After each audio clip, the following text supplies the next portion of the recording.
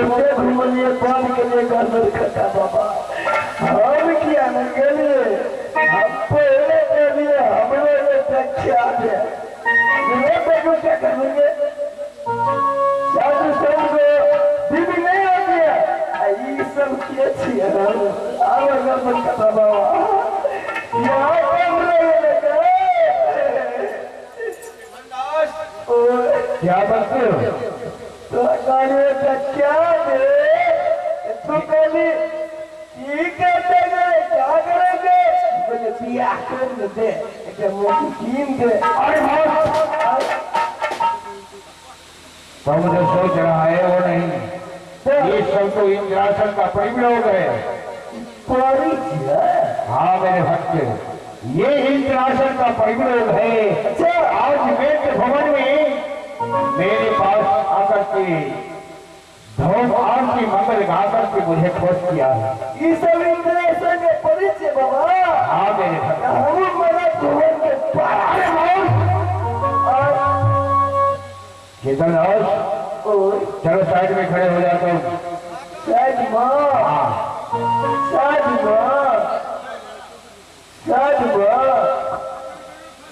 प्रणाम गुरुदेव। चिरंजीवी रहो मेरे भक्त सदा सुखी रहो। देखो परिवार आज मैंने तुम्हारे चरणों से बड़ी की पूजा से प्रसन्न हूँ। मांगो वर तुम्हारी क्या मांगने की जाती हो। गुरुदेव बोलो हमारी सेवा से प्रेम से भक्ति और भाव से प्रसन्न है बाबा। क्यों नहीं तो हमारी सेवा से प्रेम सच को भूखी है बाबा। आप सब कीजिए गुरुदेव। सच में होती हो नहीं नहीं ऐसे मन मांगो भाई तुम्हें देने के लिए तैयार हो। फिर भी तुम सच करवाने के लिए तुम चाहती हो ये सच कदापि नहीं हो सकता है। ऐसे मन मांगो भाई तुम्हें देने के लिए तैयार हो। गुरुदेव बोलो आप सब नहीं कीजिएगा बाबा। माँ सेवा से प्रेम आपको चरणों में सर पटक पटक के मर जाऊंगी बाबा। आपको जिंदगी में जाऊंगा गुरुदेव। नहीं प्रेम लोग सुनो तुम लोगों जब मुझे इतनी हद करती हो तो मैं भी सच करता हूँ। गुरुदेव जल्दी कीजिए गुरुदेव। एक संतोष से ब्रह्मा विष्णु सत्य जो तुम्हारी कहर करे सिखाओ लड़क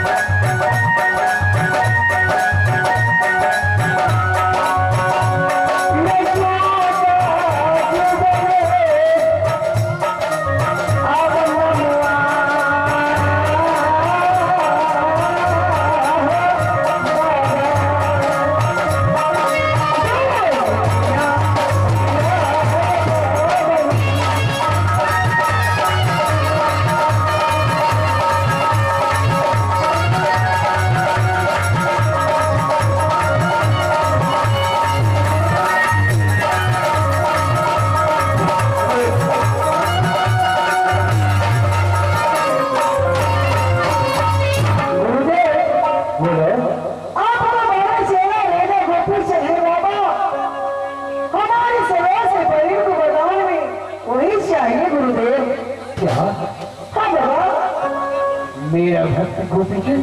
हाँ गुरुदेव।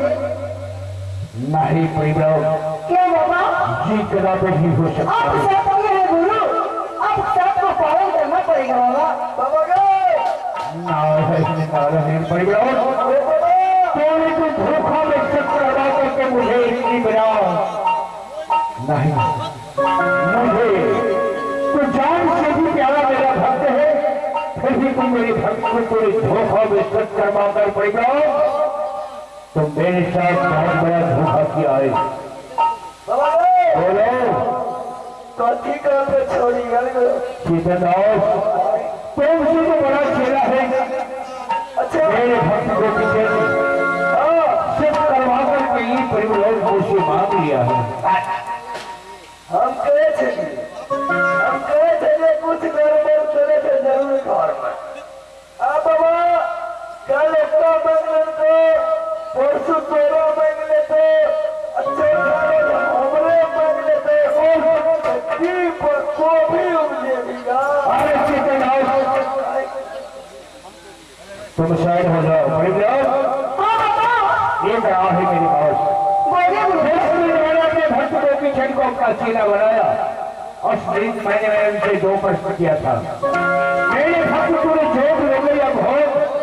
उसने कहा था मुझे जोग चाहिए।